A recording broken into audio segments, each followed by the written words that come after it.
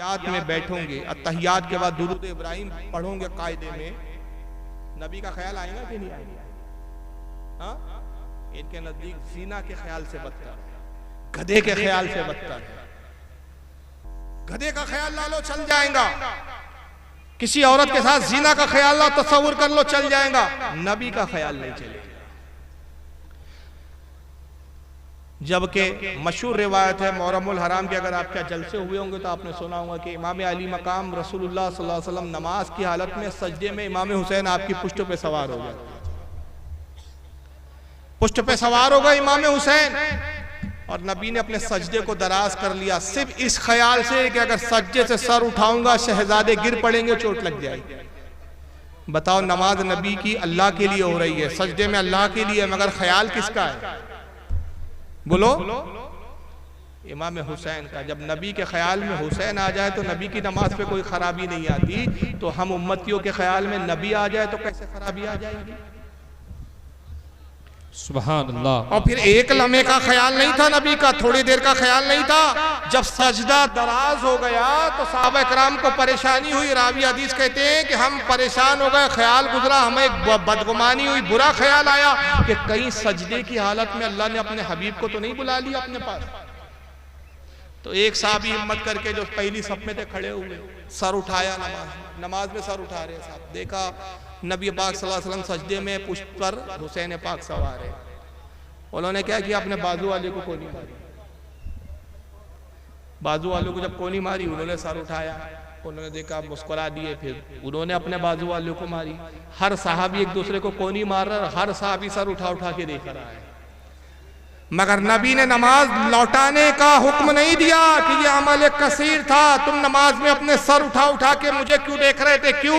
इसलिए कि नबी ने नमाज इसलिए नहीं लौटाने का हुक्म दिया कि नबी ने बताया कि नमाज में हुसैन को देखना भी इबादत है, इबादत में इबादत ही जम हुई है। तो यह ख्याल ही नहीं बल्कि देखना भी पाया जा रहा है। यहां तक के रावी कहते हैं 72 या 70 तस्बीहात नबी ने पढ़ी तब तक हुसैन पाक सवार रहे। जब 70 या 72 तस्बीहात से फारिग हुए तब हुसैन पाक उठे।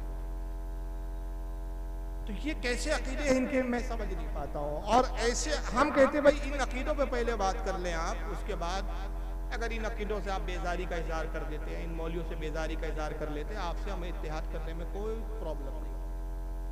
ये किताब है अल-इमदाद, ये बड़ी मुश्किल से मिलती नहीं है अब, तो ये नायाब नुस्खा है। ये मौलवी अशरफ अली थानवी का महानामा निकलता था उस वक्त, अल-इमदाद, रिसाला अल-इमदाद कहते हैं इसको। इसमें उनके मुरीदीन मौलवी अशरफ अली थानवी से सवालात करते थे, ये उसके जवाब देते थे। एक शख्स ने सवाल किया कि हुजूर, आज की बात है कि मैं दुरूद शरीफ पढ़ रहा था, लेकिन जब दुरूद शरीफ पढ़ता हूँ तो रसूल की जगह आप ही का नाम लेता हूँ,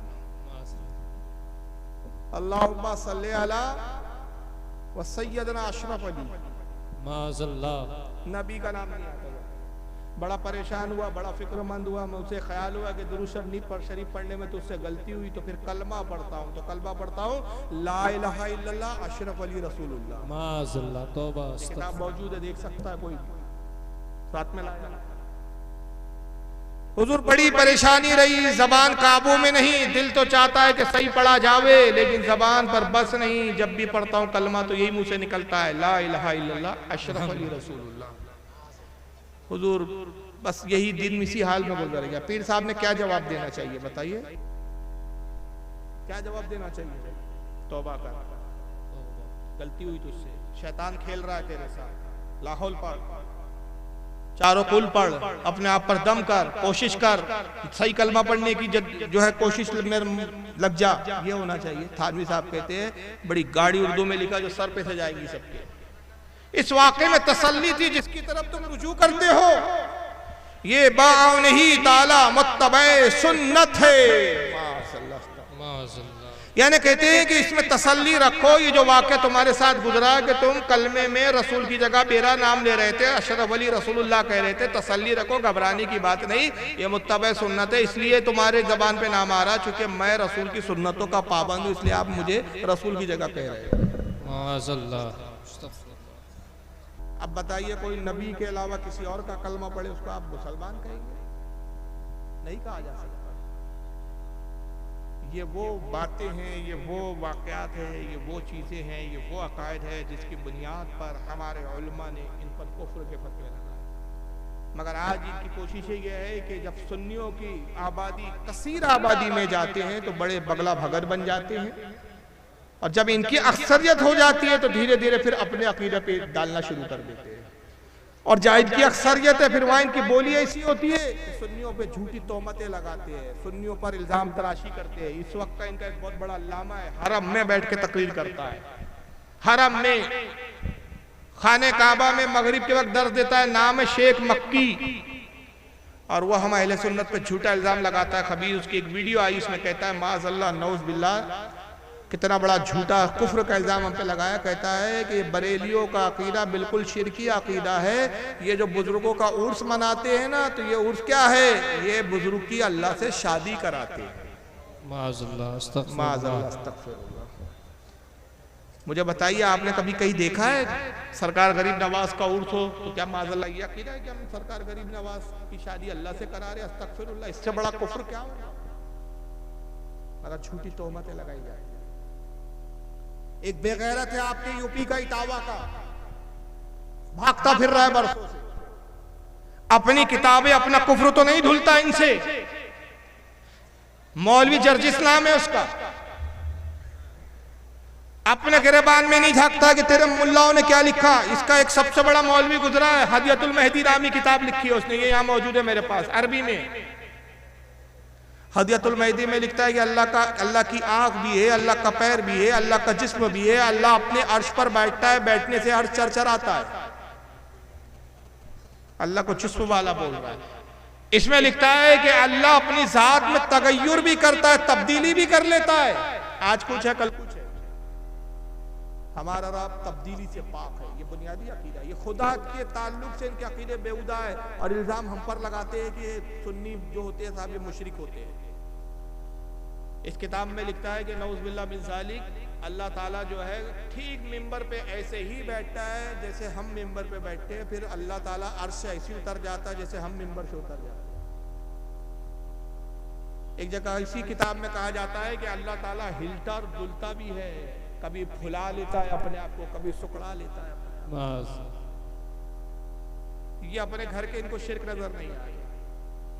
और वो मौलवी जर्जी से झूठी किताब का हवाला देके झूठा इल्जाम लगा के हमें बदनाम कर रहा है। कहता है कि साहब बरेलियों की किताब है जिसका नाम है सीरत गौस, और उस सीरत गौस किताब में लिखा है कि गौसे आजम ने अल्लाह से कहा कि अल्लाह तूने आसमान कैसे दिखाया, मुझे दिखा। तो अल्लाह गौसे आजम को आसमान की तरफ ले गया। पहला आसमान गौस पाक को दिखाया तो अल्लाह ने देखा अब्दुल कादिर ये पहला आसमान का बहुत अच्छा है, बहुत अच्छा है, खूबसूरत है। दूसरा आसमान दिखाया, गौस पाक ने तारीफ की, कहा ठीक है ये भी बहुत अच्छा है। कहा तीसरे आसमान पे कहा मुस्तहसन, ये भी अच्छा है। चौथा, पांचवा, छठे आसमान पर जब अल्लाह ताला गौसे आजम को लेकर पहुंचा, अल्लाह का पैर फिसला, अल्लाह छठे आसमान से गिरा, चौथे आसमान तक गिरते गिरते आया, और नीचे गिर ही रहा था कि अब्दुल कादिर जिलानी ने, शेख अब्दुल कादिर गौसे पाक ने अपना दाहिना हाथ आगे बढ़ाया, अल्लाह को पकड़कर गिरने से बचा लिया। उस दिन से उनका नाम पड़ गया दस्तगीर। 10-12 साल होते आ रहे, 12 साल से मैं मुसलसल उसको चैलेंज करता आ रहा हूं कि अगर तू वाकई सच्चा है, हलाली है, तो किताब हमें दिखा दे कहां लिखा है। सबसे पहले हम उस पर फतवा लगाएंगे जो उसका मुसन्निफ है। आज तक किताब का वजूद नहीं है, झूठ बोलना इनकी आदत है। और फिर असल कुफ्र को छुपाने के लिए, अब याद रखिए बस ये आखिरी मरहला, कि असल अपने कुफ्रियात को छुपाने के लिए वो मसाइल को छेड़ते हैं जो बेचारी अवाम समझती नहीं है कि ये मसाइल फुरो से ताल्लुक रखते हैं, इसका ताल्लुक अकायद से नहीं है। अकायद और होते हैं, फुरोई मसाइल और होते हैं।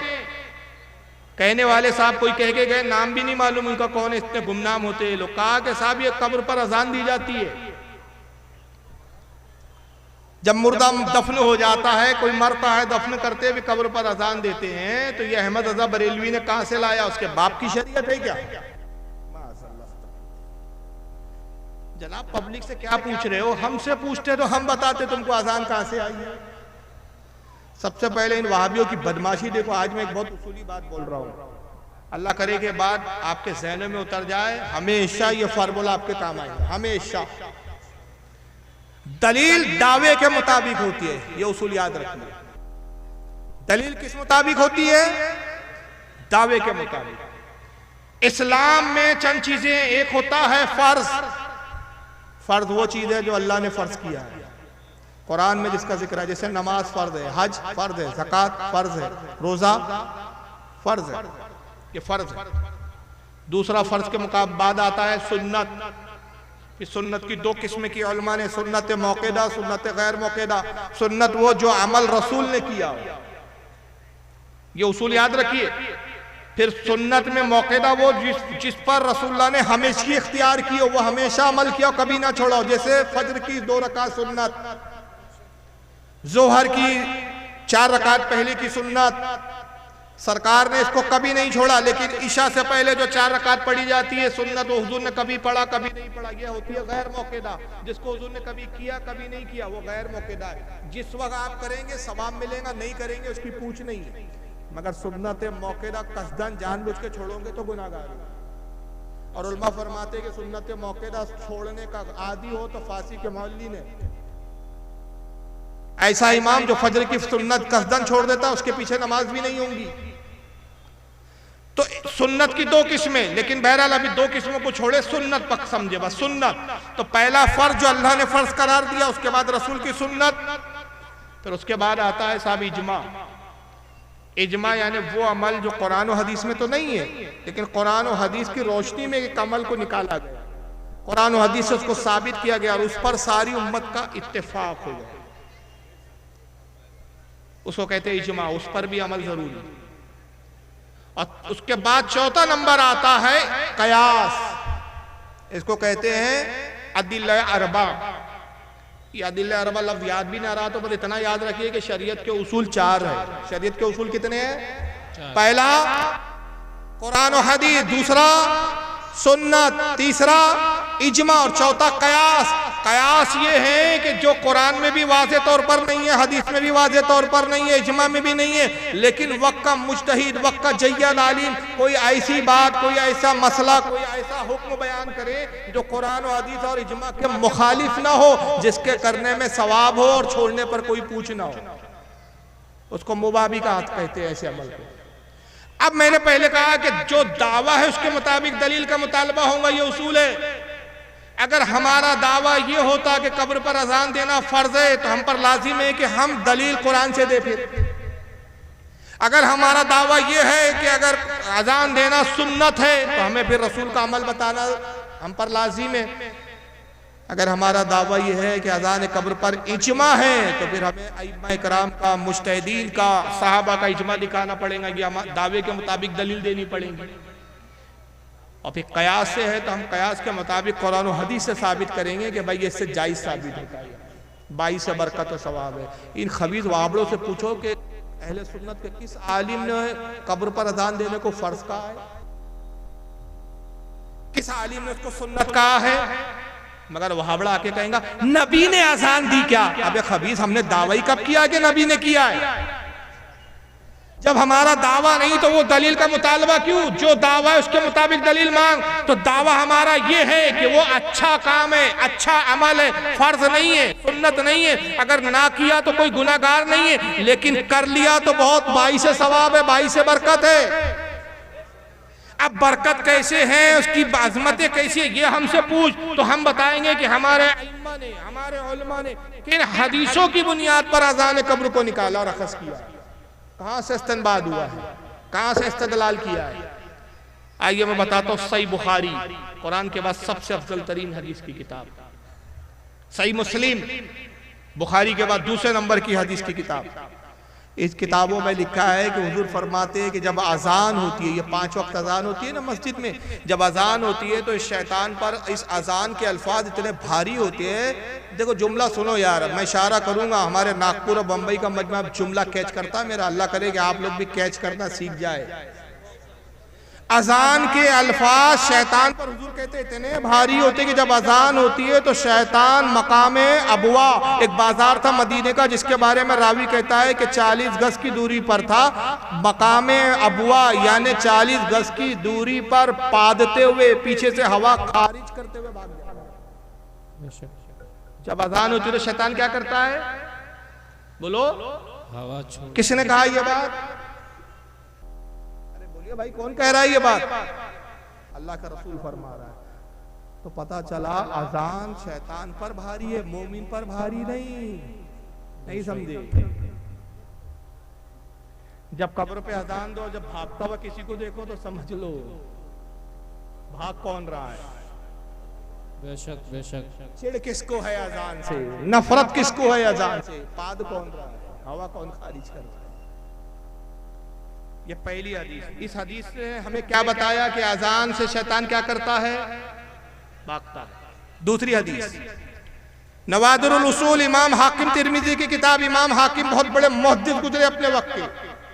उसके बाद इमाम जलालुद्दीन सयूती की एक किताब लक्तुल मरजान फी अहकामिल जान, ये दोनों किताबों में, और उसके बाद और भी मुस्तदुल फिरदौस वगैरह कई किताबों में आया कि अल्लाह के नबी फरमाते जब मुर्दे को कब्र में रखा जाता है, फरिश्ते आते हैं, मुनकर नकीर, उसको उठाते हैं, तभी शैतान भी कब्र में आता है। ये भी कहाँ लिखा है? हदीस में, किसी मौलवी ने नहीं कहा है, हदीस में। जब फरिश्ते आके उस मुर्दे से सवाल करते हैं तो शैतान आता है और फरिश्ते पूछते हैं मन रब्बो का, तेरा रब कौन है? तो इब्लीस बड़े हसीन खूबसूरत नूर रोशनी की शक्ल में आता है और अपने तरफ इशारा करके कहता है कह दे मैं तेरा रब हूं। बंदा कब्र की हौलाकी, वहशत, अंधेरा, खौफ, अब एहसास हो गया मैं मर चुका हूँ, अपने अजीज़ो अकारी से जुदा हो चुका हूँ, अब अमाल का हिसाब व किताब है, दुनिया में तो अच्छे अमाल किए नहीं थे, अब क्या जवाब दूँ, क्या बताऊँ, क्या अपना जिक्र करूँ। एक घबराई भी कैफियत होती, नई जगह होती है, वहशत होती है, तंगी होती है, परेशानी, गर्मी, अंधेरा, ये सारी तकलीफों से गुजरता है एक मुर्दा। घबराहट में कह देता हाँ हाँ यही मेरा रब है। ईमान गया। अब अगर कोई कहे कि साहब हम इमाम सयूती की किताब को नहीं मानते, नवादिरुल उसूल हदीस की इतनी अहम किताब नहीं है, हम उसको नहीं मानते, तो चलो सुनाने इब्ने माजा को तो मानोगे, ये सहाय सित्ता में है। सुनाने इब्ने माजा की हदीस है, अब्दुल्लाह इब्न उमर रदियल्लाहु ताला अन्हु सहाबी रसूल है। जब कब्र में मुर्दा रखा जाता है तो कहते हैं कि अल्लाह और उसके रसूल की मिल्लत पर, ये अल्फाज होते हैं, रसूल की मिल्लत पर इस मुर्दे को हमने अल्लाह के हवाले किया, और फिर हाथ उठा के कहते हैं ऐ अल्लाह इसको शैतान की आजमाइश से बचा। जब शैतान आता नहीं तो फिर ये दुआ का क्या मतलब कि शैतान की आजमाइश से बचा। तो ये सुनाने इब्ने माजा की हदीस से पता चला कि कब्र में शैतान आता है, शैतान की आजमाइश से मुर्दे को गुजरना पड़ता है। साहबी एक पूछते अब्दुल्लाह इब्ने उमर हमने देखा कि आप हर कब्र में जब मुर्दा रखते यही दुआ करते, क्या ये दुआ आप खुद करते हैं या आपने रसूलुल्लाह से सुना? तो आपने फरमाया मैंने ये दुआ रसूलुल्लाह से सुना।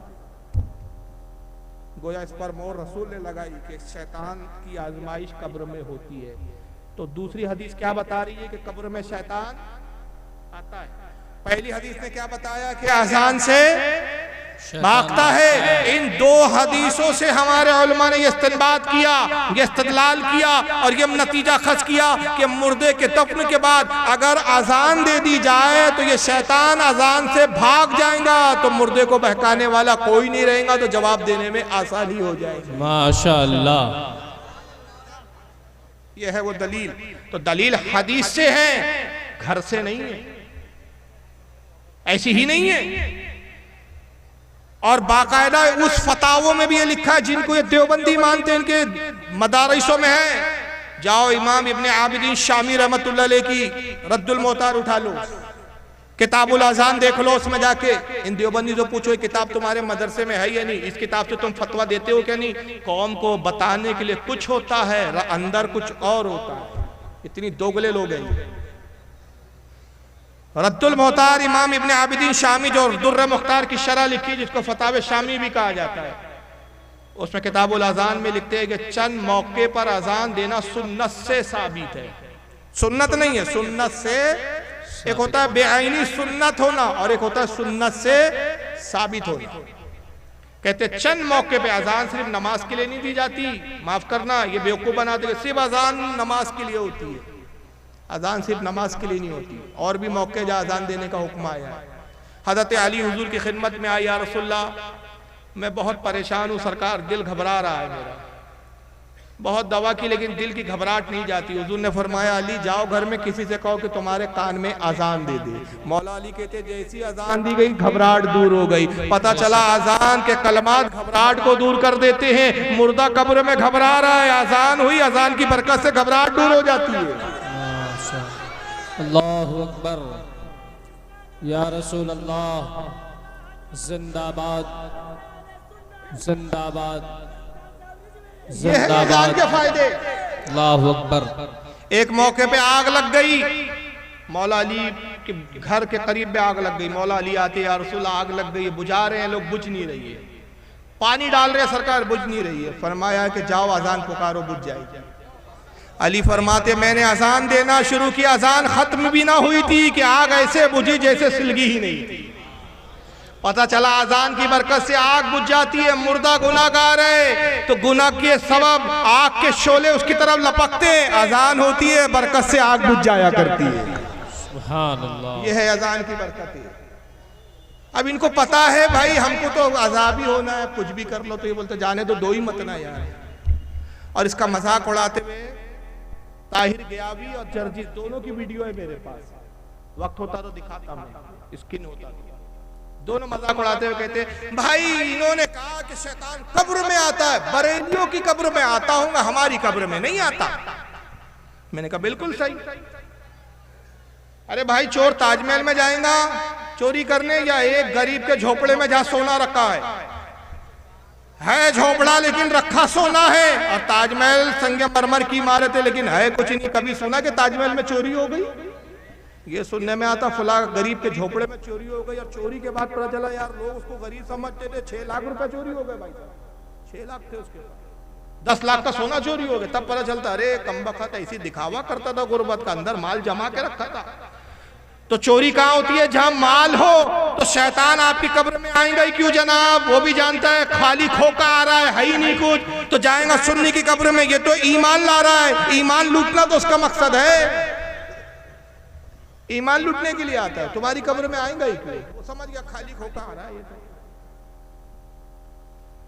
इमाम इब्ने आबिदीन शामी रहमतुल्लाह अलैह दुर्र मुख्तार में रद्दुल मुख्तार में फरमाते चंद मौके पे अजान देना सुन्नत से साबित है। गम के मौके पर, बच्चे की पैदाइश के मौके पर, जब बच्चा पैदा होता है उसके कान में अजान दी जाती है।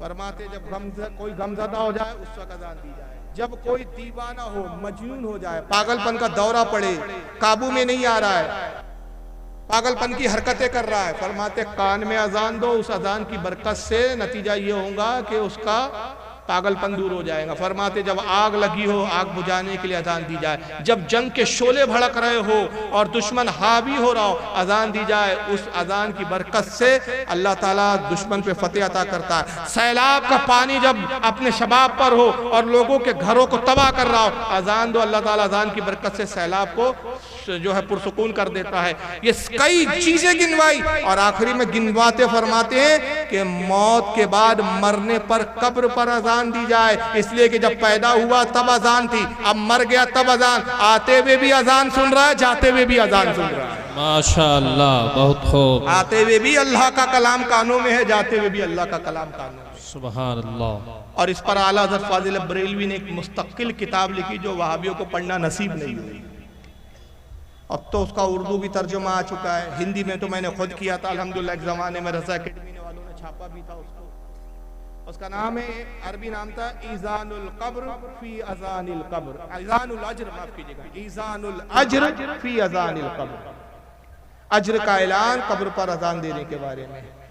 आपको उर्दू ट्रांसलेशन वाली किताबें मिल जाएंगी, हिंदी में भी मिल जाएंगी, बल्कि नेटों पर भी किताब मौजूद है। आला हज़रत ने कब्र पर अजान देने की बहुत सारी दलाइल उसमें बयान की है, और उसमें फरमाते हैं कि इसकी बरकतों में ये भी है कि बंदा वहशत और घबराहट से जवाब नहीं दे पाता, अजान के कलमात उसको जवाब भी सिखाते हैं।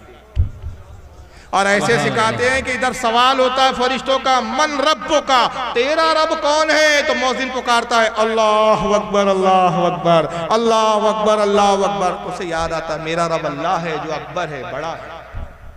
माशाअल्लाह, बहुत मौजिन खूब। इधर फरिश्ता पूछता है माँ दीनों का, तेरा दीन क्या है? मौजिन पुकारता है अशहदु अल्ला इलाहा इल्लल्लाह।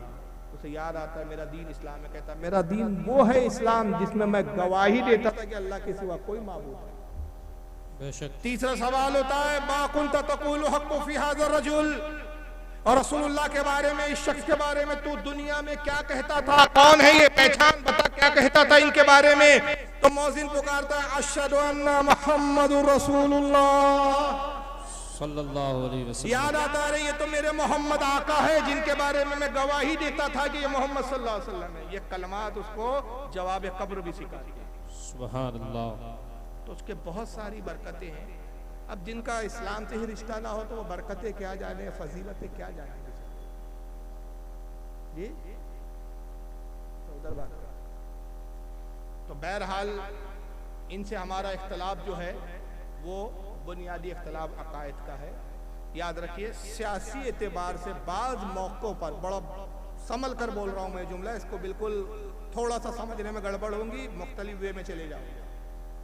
बाज़ मौक़ों पर, हर वक्त को नहीं, हर जगह नहीं, बाज़ मौक़ों पर सियासी एतबार से हमारे मोतमद उलमा, अवाम को इसकी अवाम को इजाज़त नहीं, मोतमद उलमा, समझदार उलमा, ज़िस्तिक़ाद उलमा, मुस्तनद उलमा, बाज़ मसालियत के वक्त मुश्तरका मसाइल के लिए अपने अकायद, अपने नज़रियात, अपने अकीदे के तशख़्ख़ुस के साथ, उसकी पाबंदी के साथ अगर सियासी एतबार से कभी इन बदअकीदों के साथ बैठने का मौका आ जाए, ये सियासी इत्तेहाद तो हो सकता है, इस्लामी और ईमानी इत्तेहाद नहीं हो सकता। सुभान अल्लाह। तो इत्तेहाद की दो किस्में हैं। अब अगर मदरसे का मसला चल रहा है, याद रखिए, फिर ये तो सारे दिन तो बरेलवी यही जलसों में कहते हैं वहाबियों के साथ बैठो मत, वहाबियों के साथ, फला मौलाना साहब तो यार वहाबियों के साथ मीटिंग में देखे गए जनाब, वहां पर वो अकीदे के लिए इत्तेहाद नहीं करने आए थे, वहां योगी से लड़ना था। और दोनों का मसला एक ही था, मदरसा तुम्हारा भी खतरे में था, मदरसा हमारा भी खतरे में था। ये हो गया मुश्तरका मसाइल। भाई मिसाल के तौर पे ये आबादी में कुछ देवबंदी भी रहते हैं, कुछ सुन्नी भी रहते हैं, कुछ हिंदू भी रहते हैं, कुछ ईसाई भी रहते हैं, मुख्तलिफ मज़ाहिब की मुख्तलिफ फ़िरक़ों के मानने वालों की आबादी है। सबको लाइट की ज़रूरत, सबको रोशनी की ज़रूरत है या नहीं? बोलो, है ना? अब पता चला कि लोड शेडिंग इतनी हो रही है कि साहब लाइट ही नहीं आ रही है। अब एक साहब उठे, उन्होंने कहा यार चलो पूरे आबादी के लोग मिलो, सब एक एप्लीकेशन तैयार करो, सब सिग्नेचर करो, सब मिलकर जाते हैं सब पावर हाउस वाले के पास, और उससे कहते भाई क्या लगा रखा है यार, बच्चे परेशान है, गर्मी हो रही है यार, कूलर चलाना पड़ता है, गर्मी से परेशान है, चीख रहे हैं बच्चे, लाइट चालू करो यार, इतनी लोड शेडिंग मत करो कि 12-12 24-24 घंटे लाइट बंद रखा है तुमने। अब उस लाइट को चालू करने के लिए, अपनी सहूलत के लिए, हुकूमत से मुतालबा करने के लिए सारे लोग मिलकर सिग्नेचर करे, एप्लीकेशन करे, तो ये जरूरत के तहत दुनियावी इत्तेहाद है, ये मजहबी इत्तेहाद नहीं है। तो इतने इत्तेहाद की तो इजाजत है, लेकिन जिस इत्तेहाद के बारे में हम बात कर रहे हैं वो कौन सा, कि इनसे निकाह हमारा नहीं हो सकता। इन लोगों को हम अपनी ना लड़कियां दे सकते हैं, ना इनके यहाँ की हम लड़कियां ला सकते हैं। इनके पीछे नमाज नहीं हो सकती। क्यों? जिनका अकीदा ये हो कि रसूलुल्लाह सल्लल्लाहु अलैहि वसल्लम मरकर मिट्टी में मिल गए, और हमारा अकीदा है कि आका जिंदा है, हयात है, सुनते हैं, देखते हैं, दुरूद को समात फरमाते हैं, तो हम जिंदा मानने वालों की, मुर्दा मानने वालों के पीछे नमाज नहीं हो सकती। बेशक। और मैं एक आपको हदीस सुना दूं, मैं अपने घर का कौल नहीं सुना रहा हूं, सरकार सल्लल्लाहु अलैहि वसल्लम का विसाल करीब है। एक साहबी रसूल है हजरत हुज़ैफा इब्न यमान, इनका लक़ब है राज़दार रसूल, इसलिए कि रसूलुल्लाह इनसे बड़ी राज की बातें करते थे, वो राज जो दिगर साहबा को नहीं बताया हुआ, बड़े खास राज की बात करते थे। तो साहबा इकराम ने इनका लक़ब भी रख दिया राज़दार रसूल। हुजूर ने आखिरी लम्हात सरकार के कहा हुज़ैफा को बुलाओ। हज़रत हुज़ैफा आए, सारे साहबा से आपने फरमाया सब मेरे हुजरे से बाहर चले गए सिवाय हुज़ैफा, सब बाहर चले गए। हुज़ैफा से हुजूर सल्लल्लाहु अलैहि वसल्लम ने बहुत देर तक गुफ्तगू की, साहबा इकराम हुजरे के बाहर खड़े हुए। इस हदीस को इमाम बहकी ने सुननुल कुबरा में नकल किया है इसको। और भी मुहद्दिसीन ने नकल किया है। तो हज़रत हुज़ैफ़ा हुजूर से बहुत देर तक बात करते रहे, फिर उसके बाद बाहर आए। जब बाहर आए तो साहबा ने घेर लिया, सबसे आगे हज़रत उमर थे। हज़रत उमर ने घेर लिया, कहा हुज़ैफ़ा रसूल से क्या बात हुई? हुज़ैफ़ा ने कहा अल्लाह के नबी ने कुछ राज की बातें बताई, और ऐ उमर अगर मैंने वो राज जाहिर कर दिया तो फिर मैं राजदार रसूल कहाँ रहा? वो राज तो मैं जाहिर नहीं। आपने कहा अच्छा राज मत बताओ, बात की तफसीलात मत बताओ, सिर्फ इतना ही बता दो कि मजमून क्या था, गुफ्तगू टॉपिक क्या था। तो हुज़ैफ़ा ने कहा उमर आप इसरार करते तो मैं इतना बता देता हूं कि रसूलुल्लाह ने मदीने में जितने मुनाफिकीन हैं सबके नाम बता दिए। अब मुनाफिकीन कौन थे? वो इस्लाम का दावा करते थे, ज़ाहिरी तौर पर अपने आप को मुसलमान जाहिर करते थे, रसूल के पीछे नमाज पढ़ते थे। हुजूर ने सारे मुनाफिकीन के नाम बता दिए, उनके बाप के नाम बता दिए, उनके कबीलों के नाम बता दिए। खुदा की कसम मदीने में वैसा एक मुनाफिक नहीं बचा जिसके बारे में मैं नहीं जानता, सबके बारे में जानता। बस हुजूर ने इसी टॉपिक पे बात की, यही मजमून था गुफ्तगू का। लेकिन मैं उन मुनाफिकों के नाम नहीं बताऊंगा। हज़रत उमर ने कहा ना बताओ, अगर मैं भी ना जानूं तो मैं अपने वक्त का उमर इब्न खत्ताब। क्या तरीका अपनाया उमर इब्न खत्ताब ने? 2 साल तो हज़रत अबू बकर की खिलाफत रही, अबू बकर का विसाल हुआ, हज़रत उमर खलीफा बने। अब मदीने में किसी का इंतकाल होता है, जनाजा आता है, और जनाजा मस्जिद नबी के बाहर लाके रखा जाता है। रस्म ये है, दस्तूर ये है, कानून ये है कि खलीफा वक्त नमाज पढ़ाएगा। लोग आते अमीरुल मोमिन तशरीफ लाइए, नमाज जनाजा पढ़ा दीजिए। तो हज़रत उमर कहते बताओ हुज़ैफ़ा जनाजे में है या नहीं? सुभान अल्लाह या रसूल अल्लाह। जुमला सुने क्या कहते हज़रत उमर, हुज़ैफ़ा नमाज़े जनाजे में है या नहीं? साहबा कहते है, तो उमर आते नमाज पढ़ा देते। कहने वाला कहता हुज़ैफ़ा नहीं, फरमाते नहीं पढ़ाऊंगा, मुनाफिक है। तो न नमाज पढ़ाई हमारे बुजुर्गों ने मुनाफिकों की, न नमाज पढ़ा उनके पीछे बुजुर्गों की। तो पता चला उस जमाने में, अब मैं अकीदा दे रहा हूँ आखिरी मरहलों की आखिरी गुफ्तगू, कि उस जमाने में ईमान की निशानी कौन था? हज़रत हुज़ैफ़ा इब्न यमान, कि जहाँ हुज़ैफ़ा है वहाँ जो है ईमान है, और अगर हुज़ैफ़ा नहीं तो वहाँ ईमान नहीं, मशकूक है। तो पता चला कि हर जमाने में कोई ना कोई निशानी रहा ईमान की। हज़रत जाबिर बिन अब्दुल्ला साहबी है, वो कहते हैं कि हज़रत अली के ज़माने में जब खारजी हो गए तो हम खारजियों को कैसे पहचानते? हम अली का जिक्र शुरू कर देते, अली का तस्करा करते। चेहरे पे अगर खुशी जाहिर होती उस शख्स के, हम समझ लेते हमारा अपने में से। चेहरा बिगड़ जाता, हम समझ लेते मुनाफिकीन में से। तो उस ज़माने में अली ईमान की पहचान थे कि अली जहाँ है वहाँ ईमान है, जहाँ अली नहीं वहाँ ईमान नहीं। किसी ज़माने में इमाम आज़म पहचानते, किसी ज़माने में इमाम शाफ़ी जो है ईमान की पहचानते, किसी ज़माने में इमाम अबुल हसन अशरी थे, किसी जमाने में मातुरीदी थे, किसी जमाने में मुजद्दिद अल-सानी थे। तो हर जमाने में कोई ना कोई निशानी रहा ईमान की कसौटी की। खुदा की कसम इस जमाने में ईमान की पहचान आला हजरत है। जहाँ आला हजरत है, जहाँ मसलक आला हजरत के नारे हैं वहाँ ईमान है, और जहाँ आला हजरत नहीं वहाँ ईमान के होने में शक है। सुभान अल्लाह, बहुत खूब। आला हजरत, आला हजरत, आला हजरत, आला हजरत, बहुत खूब, माशाअल्लाह, और अल्हम्दुलिल्लाह। ये इसे कहते हैं इस्तनबात करना। मैंने अपने जहन से नहीं कहा, वरना कहो कि हुज़ैफ़ा ईमान की पहचान थे क्या नहीं, कहो अली पहचान थे क्या नहीं। तो जैसे जैसे ज़माना बदला पहचान भी बदलते गई। तो अब उस ज़माने में जो ईमान की पहचान थे वो तो रुखसत हो गए। इस ज़माने में आज अगर वहाबियों को और सुन्नियों को पहचानना तो जिक्र आला हज़रत कर लो। चेहरे पे खुशी आ जाए सुन्नी है, चेहरा बिगड़ जाए समझ लो बदबूदार वहाबी है। बहुत खूब, माशाअल्लाह। तो बस ये पहचान रखो, खुदा की कसम ये मसलक आला हजरत वही है जो हमें जन्नत तक ले जाने वाला है। क्यों? क्योंकि मेरे इमाम ने कह दिया तेरे गुलामों का नक्शे कदम है राहे खुदा, वो क्या बहक सके जो ये सुराग लेके। सुभान अल्लाह, बहुत खूब, माशाअल्लाह, अल्हम्दुलिल्लाह। आला हजरत याद रखिए, किसी बरेली के मौलाना का नाम नहीं है जनाब। आला हजरत एक मौलवी का नाम नहीं है।